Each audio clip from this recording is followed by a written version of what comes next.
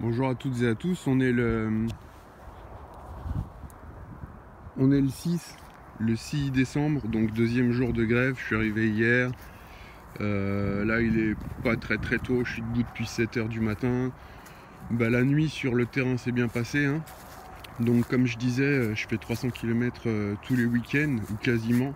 Mais je suis pas là en train de polluer en fait, parce que je roule en E85 en fait, tout simplement. Donc j'ai que 15% de carburant et 85% de jus de betterave, quoi, comme on dit, hein. Donc c'est le super éthanol.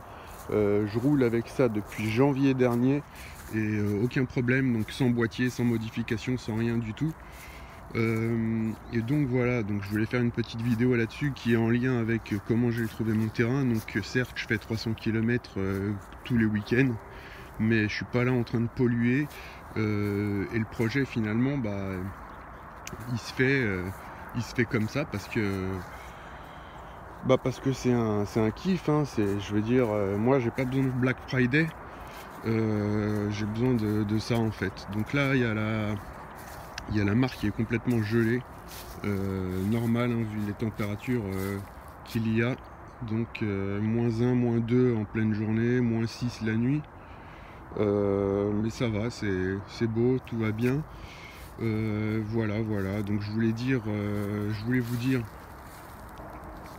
si vous avez des soucis au niveau du carburant, n'hésitez pas, si vous roulez en essence, à mettre du E85. Vous pouvez toujours mettre 10 ou 15 euros, vous aurez aucun souci avec votre véhicule, hein. J'ai planté les framboisiers hier, ils étaient mieux. J'ai préféré qu'ils soient en fait en pleine terre, même si c'est pas super pour les plantations là, la météo, mais c'est toujours mieux qu'en pot. Donc j'ai implanté tout le long de la haie de noisetier, j'ai implanté les framboisiers. Là j'ai un petit habitant qui est juste là, dans le compost, donc il est malin puisque l'herbe se décompose et dégage de la chaleur. Donc c'était, à mon avis, c'est celui qui était sous le tas de pommes de terre un peu plus loin là-bas. J'avais fait une butte avec des pommes de terre. Je pense que ça doit être un hérisson. Donc finalement je dois en avoir encore quelques-uns sur le terrain. Je les avais pas vus depuis longtemps. Donc voilà à quoi ressemble le terrain. Et pour reprendre au niveau du carburant, donc n'hésitez pas à mettre du 85 si vous êtes vraiment en galère et tout. Parce que bon, c'est 69 centimes le litre. Moi, mon aller-retour en Bourgogne, je le paye 17-18 euros, hein, mon aller-retour. Et je consomme pas énormément parce que je prends les axes secondaires. Donc au lieu de mettre 1 heure en voiture avec l'autoroute, 1 h 15 précisément, et payer 10 euros de péage aller, 10 euros de péage retour, et que ça me fasse un trajet qui me coûte en plus, on roule plus vite sur l'autoroute, donc ça me fait à peu près 60 euros. Ça me fait 30 euros aller, 30 euros retour, hein, si je prends l'autoroute. Donc ça me fait limite 60 euros de déplacement, ce serait trop.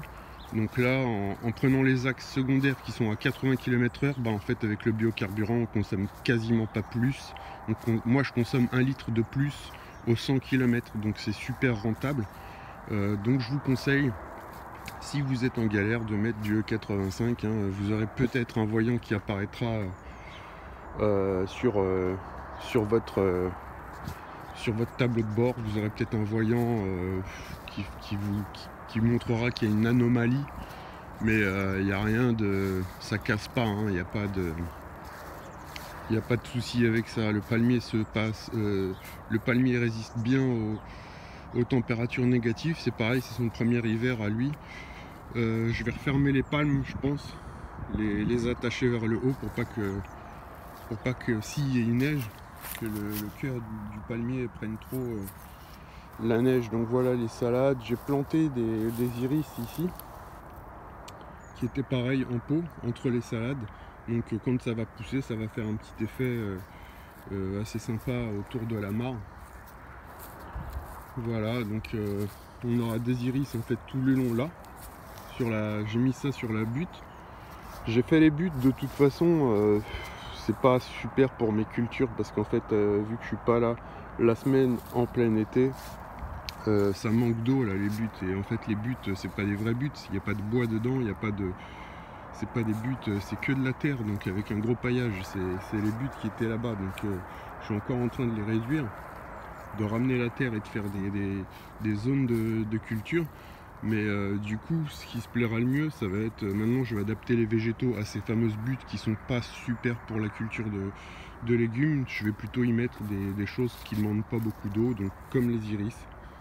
C'est la variété d'iris qui fleurit un peu mauve. Là on a les iris des marais, donc eux bien évidemment c'est en pleine flotte. Là j'ai d'autres iris encore. Donc voilà, c'est une plante qui est assez... qui va être adaptée en fait à mes buts. Voilà. Donc ici j'ai mis une rhubarbe.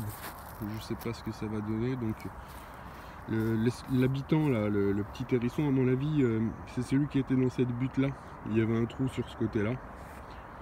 En récoltant les pommes de terre, j'ai dû lui casser sa baraque, sa maison, donc il a dû se transférer au niveau du compost, son habitat. Donc voilà, il y a les pieds de tomates qui sont encore debout, je ne vais pas y toucher. J'ai ramené mon compost parisien. Donc alors là il est dans une poubelle et il est pas...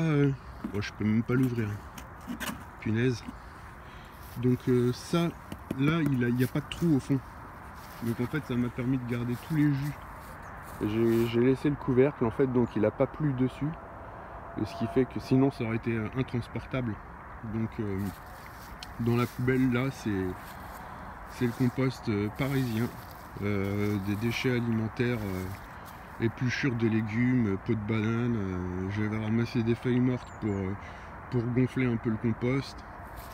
Et pour accélérer la décomposition, j'ai mis un petit peu de terre. De la terre du jardin, hein, donc pour que ça se décompose plus vite. La menthe est toujours là, donc ça fait plaisir. La fougère elle a pris un coup, mais elle est encore là apparemment.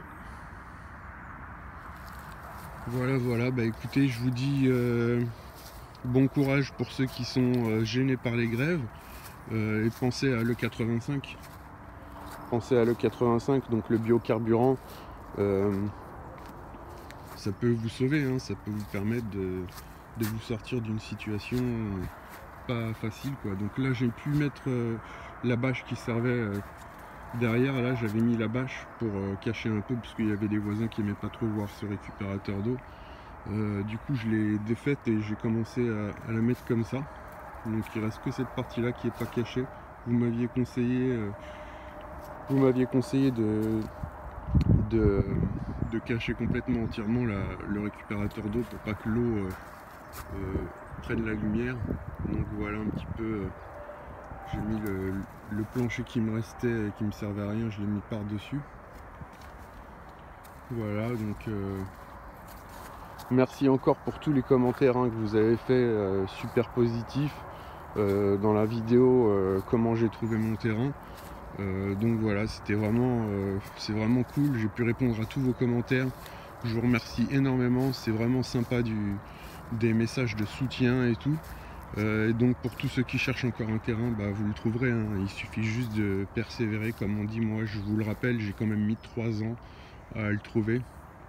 Il se trouve qu'il était constructible. Ça c'était vraiment le plus grand des hasards, mais bon, ça a été le petit bonus. Voilà, portez-vous bien, je vous dis à très bientôt, allez ciao, et bonne fête de fin d'année.